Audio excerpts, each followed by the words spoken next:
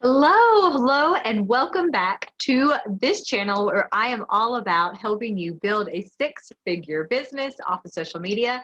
I am your host, Cassie Kitzmiller, and I am here to share with you today some really easy and practical ways to build your business off of social media, but still have it be successful, still have constant leads coming in, and actually work less and start to see more income, right? How does that sound?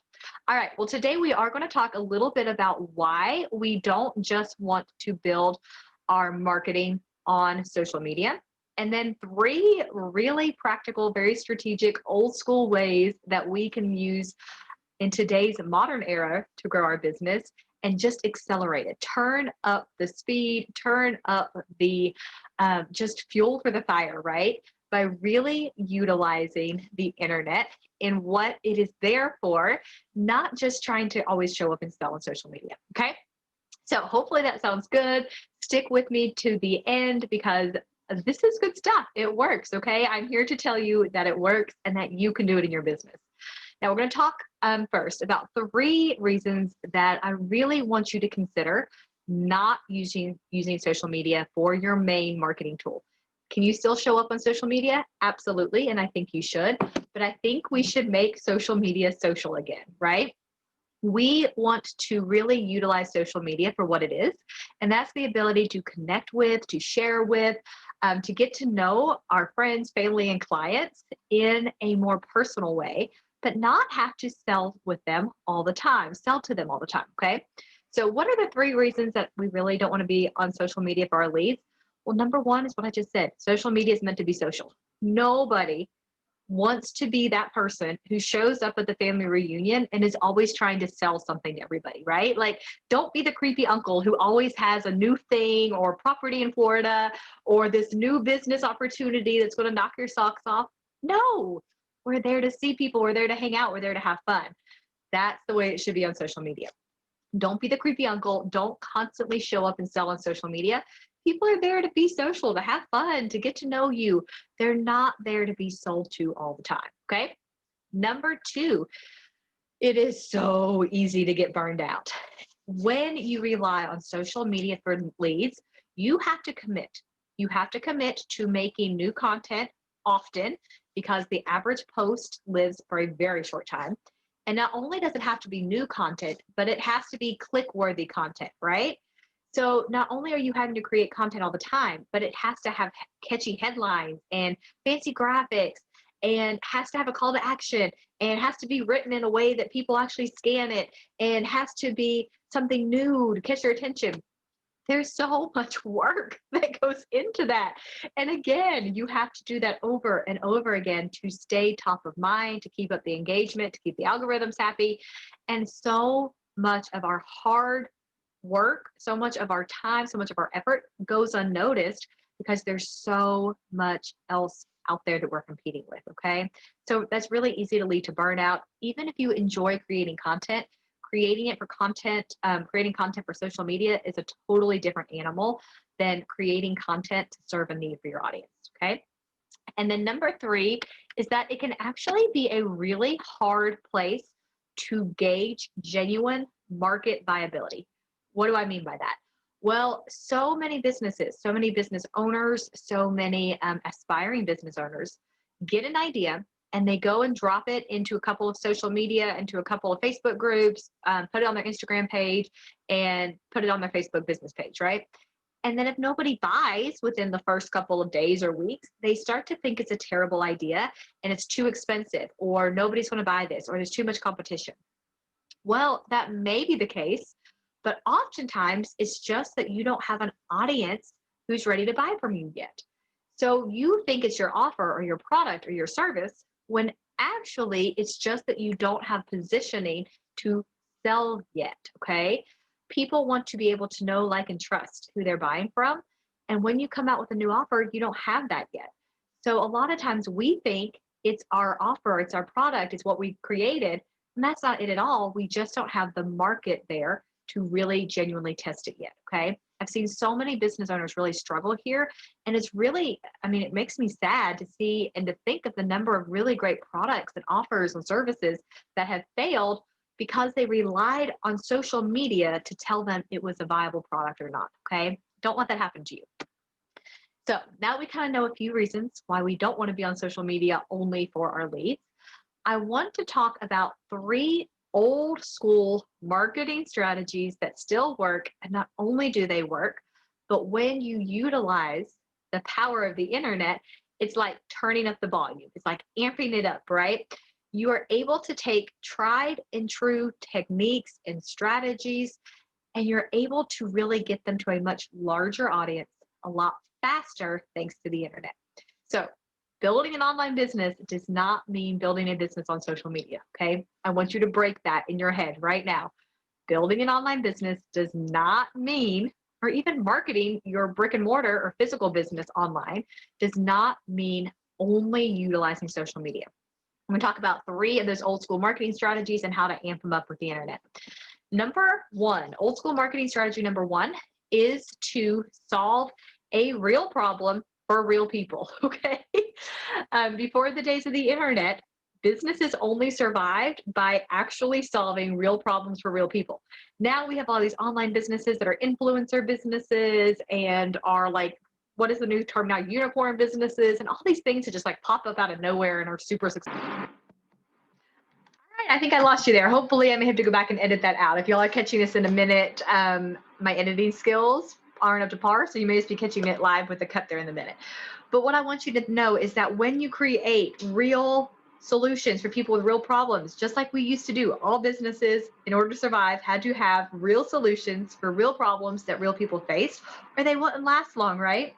It's the same thing in today's world, but we have the added benefit of being able to utilize the internet to do market research so much faster, more thorough, and really just get so much more valuable information for free at a moment's notice, okay? So in order to solve real problems for real people, I want you to utilize the power of the internet to go and search for what are your audience, what terms, what problems, what solutions are your audience, your target market actually looking for. Not what you think they're looking for, but what are they actually looking for? It is such a small difference, but it's a huge difference. It makes the difference between people actually finding you and your content and your solutions, or you being the best kept secret, okay? So take some time to really dig into search related websites. There are so many out there. Of course, we know about Google and YouTube and Pinterest, all of the search platforms out there, and search for terms that are based around problems that you solve, and utilize that information to create offers, products, and solutions to the actual problems they have. That is going to speed up this process so much quicker for you, okay? Now, number 2, marketing strategy number 2 is to build genuine connection with real customers. That means actually getting to know your people outside of the computer screen, even if it's on a screen, okay? We do this in our business through creating a private community off of social media where we get to nurture and engage with and really get to know our potential clients. You can do this in a lot of different ways. This can be networking calls through Zoom. This can be real life meetups if you are a physical business that you promote online. This can be a community like we utilize in our 6-figure offer program, where we are showing up, really giving value, getting to know our people, creating genuine connection and solving real problems so that we are the top of mind, first choice to solve their problems in a paid capacity. That's the power of genuine connection. Now, gone are the days where we have general stores and local butcher shops and local bakeries where everybody knows our names, right? But we can create that same sense of belonging and feeling online. And that's where sales becomes easy. When your people already trust you, they've already learned from you, and they're ready to go further. Okay. So we can do that by utilizing the internet to create those spaces. We can create those communities. We can create those opportunities to really get to know our people and be very intentional about solving their problems and giving value before we ever ask for a sale.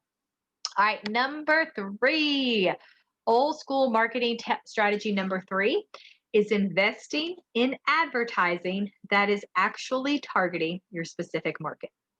So if you have listened to any of the online gurus lately, they're telling you to run Facebook ads. They're going to help you run Facebook ads. They're going to set up your ads for you and your Instagram ads and all of the ads, right?